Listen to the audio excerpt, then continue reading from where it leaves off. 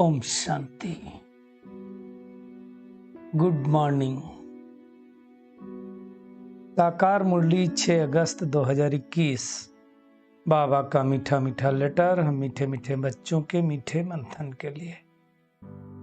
मंथन शुरू करने से पहले प्यार के सागर शिव बाबा का वरदानी हाथ अपने सिर के ऊपर महसूस करते हैं और उनकी प्रेम भरी किरणों के नीचे बैठ जाते हैं। महसूस करें, मैं प्रेम स्वरूप आत्मा हूं, मैं शुद्ध आत्मा हूं, मैं हीरे तुल्य आत्मा हूं। आज मीठे बाबा ने कहा, मीठे बच्चे रोज अपने आप से पूछो।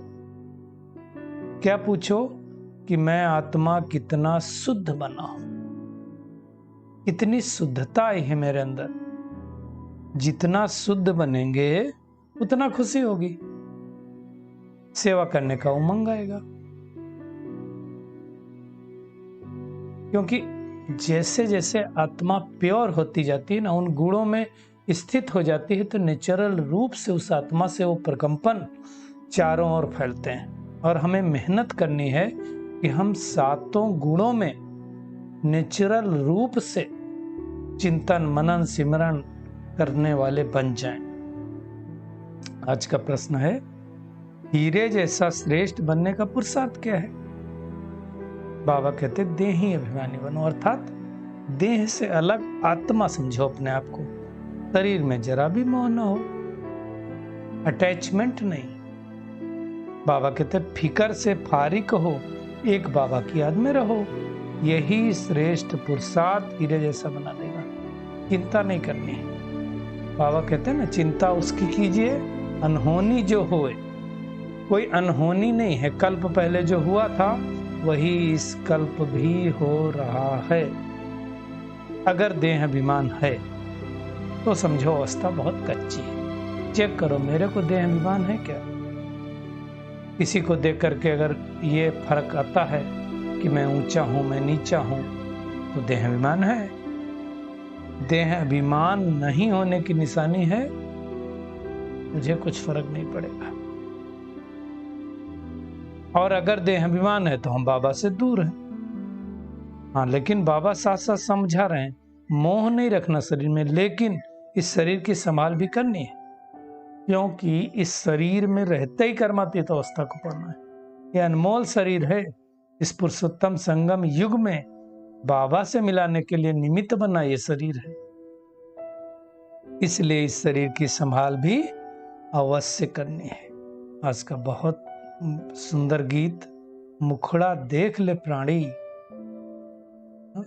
कितना पुण्य है कितना पाप है तेरे अंदर में।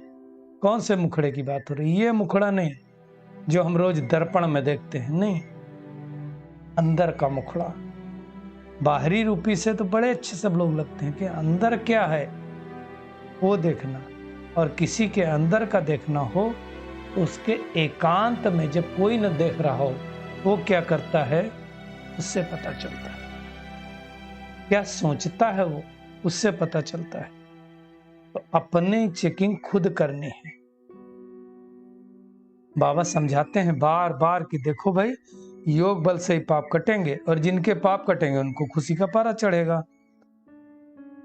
बाबा कहते हैं अपनी अवस्था बच्चे खुद भी जान सकते हैं कि हमारी अवस्था कितनी अच्छी हुई है, कितना मैं उच्च पुरुषार्थ कर रहा हूं। और अवस्था अच्छी होगी तो सब इसका शौक भी होगा। जितना जितना शुद्ध होंगे तो दूसरों को भी शुद्ध बनाने का, योगी बनाने का उमंग आएगा। क्योंकि हमारा कर्तव्य है। हम कौन है? राजयोगी, राज ऋषि है।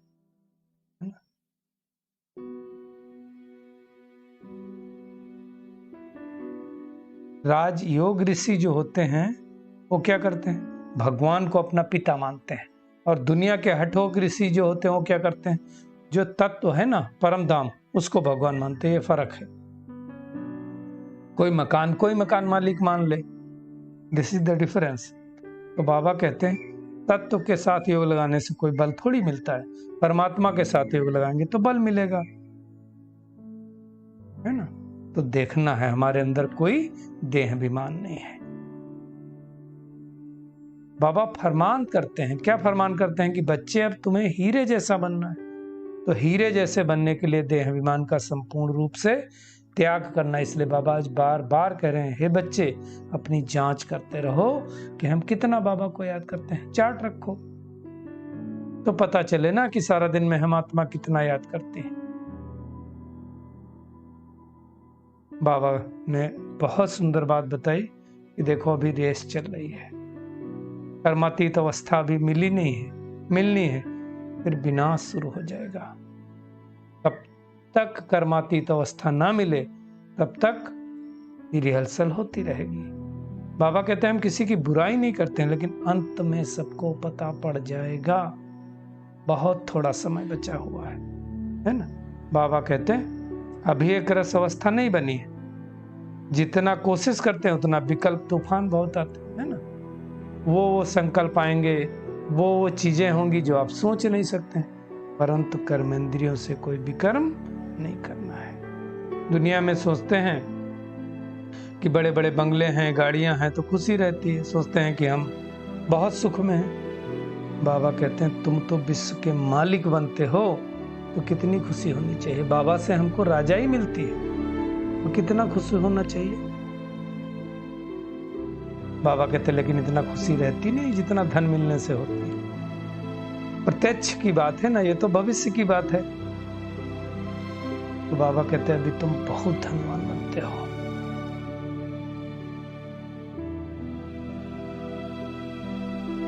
चेक करें कि मैं आत्मा कितना ज्ञान से, गुणों से, शक्तियों से संपन्न बनी हो, और जितना संपन्न बनी होंगी उतना फिकर से फारिग होंगी। 21 जन्मों के लिए आगे कोई फिकरात नहीं होगी। सत्युग त्रेता में कोई फिकरात होती क्या? नहीं।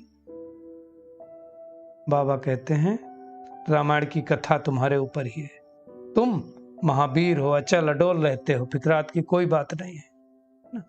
बाबा कहते हैं जब विश्व में लड़ाई लगेगी तब सब समझेंगे अब टाइम आ गया है, फिर तो हिल जाएंगे।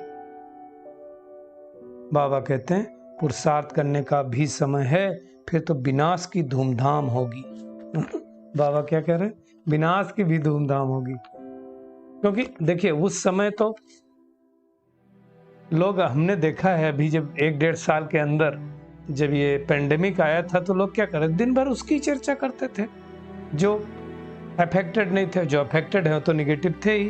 तो ऐसे जब विनाश होगा तो बाबा कहते उसकी धूमधाम होगी, तो उस समय पुरुषार्थ नहीं कर पाएंगे। तो अभी पुरुषार्थ करने का समय है। जितना हो सके मेहनत करो, शरीर से मोह हटाओ, लेकिन ध्यान रखो जीते जी बाप को याद करना है ना। बलिहारी समय की है, उस पिता की है जो हमको पुरुषार्थ करा करके देवी देवता बना रहा है, और कोई तो दुनिया में बना नहीं सकता है ना। तो बाबा कहते तुम सर्वेसिबल बनो, बाप के मददगार बनो। अकेला बाप भी क्या करेगा? कितनों को मंत्र देते हैं, तुम सबको मंत्र दो।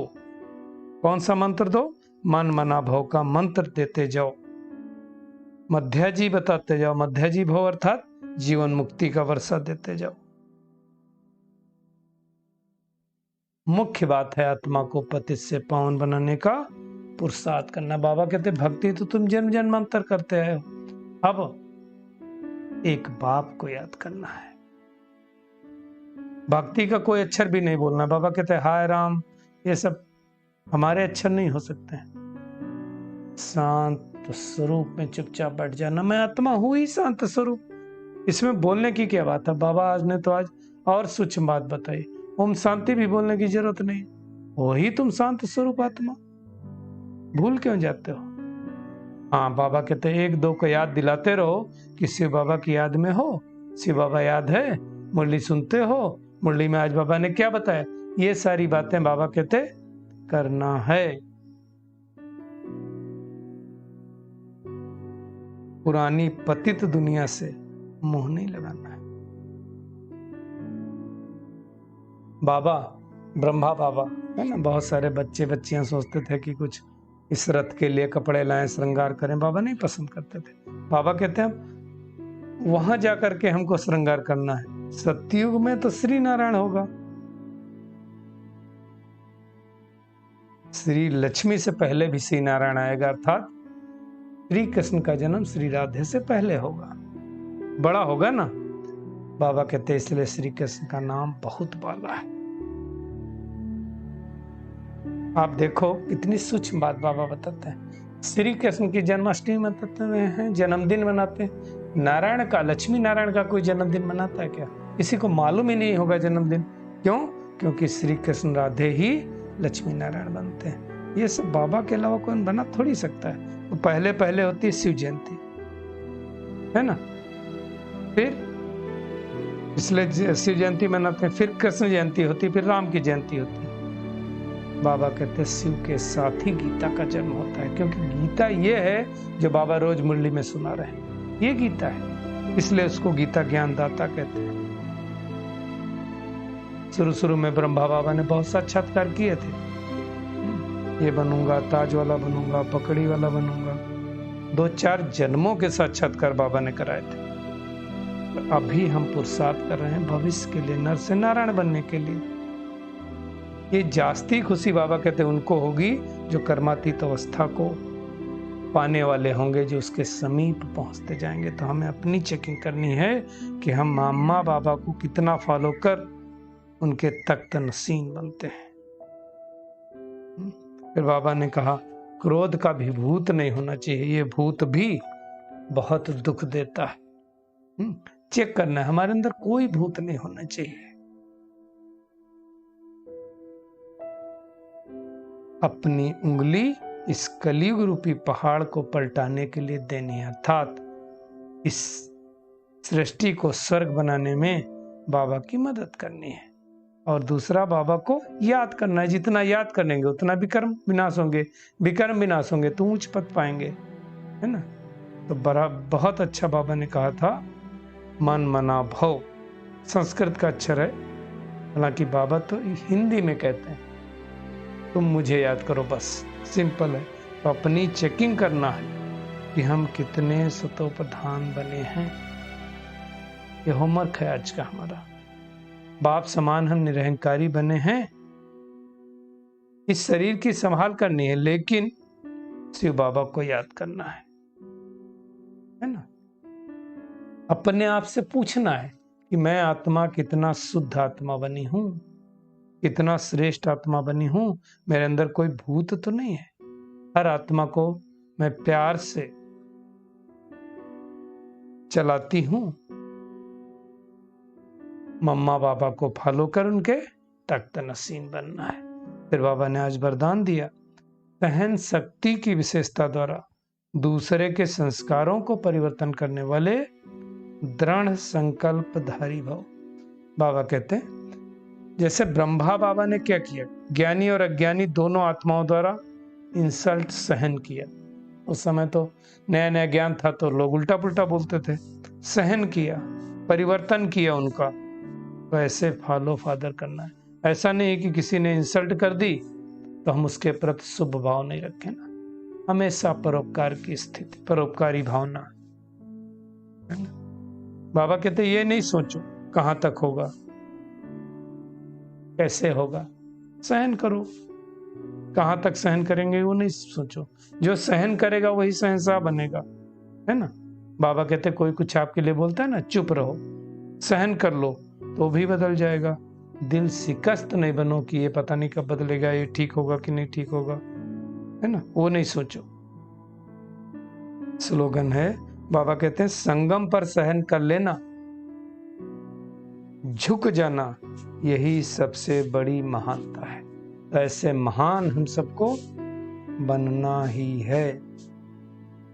चलिए परमात्म किरणों के नीचे बैठ जाते हैं और महसूस करें इस पुरुषोत्तम संगम युग में हीरे तुल्य जीवन बनाने वाली मैं कोटों में कोई आत्मा हूं। मैं देह भान से मुक्त देही अभिमानी आत्मा हूं। मैं आत्मा राजयोगी राज ऋषि हूं। अपनी अवस्था को चेक करके अवस्था को श्रेष्ठ बनाने वाली आत्मा हूं। बाप समान निरहंकारी आत्मा हूं। महसूस करें मैं बहुत शक्तिशाली आत्मा हूं। पांचों विकारों से मुक्त हूँ। स्वयं परमात्मा जो मेरा पिता है वो मुझे सतयुगी सृष्टि के लायक बना रहे हैं। इस बचे हुए संगम युग के समय में उनकी याद के द्वारा अपने विकर्मों को नष्ट करना है। अंदर किसी भी रहे हुए भूत को निकाल देना है। अब सहन शक्ति की विशेषता के द्वारा अनेक आत्माओं के संस्कार परिवर्तन करने की सेवा करनी है। संगम पर सहन कर लेना ही सहनशाह बनना है। इसलिए मैं बहुत सहनशील आत्मा हूं। इस शुभ भाव में, इस शुभ भावना में सारा दिन हमें टिकना है। मैं बहुत परोपकारी आत्मा हूं। शुक्रिया मीठे प्यारे बाप दादा, शुक्रिया आप सभी का इस मीठे मंथन के लिए। ओम शांति।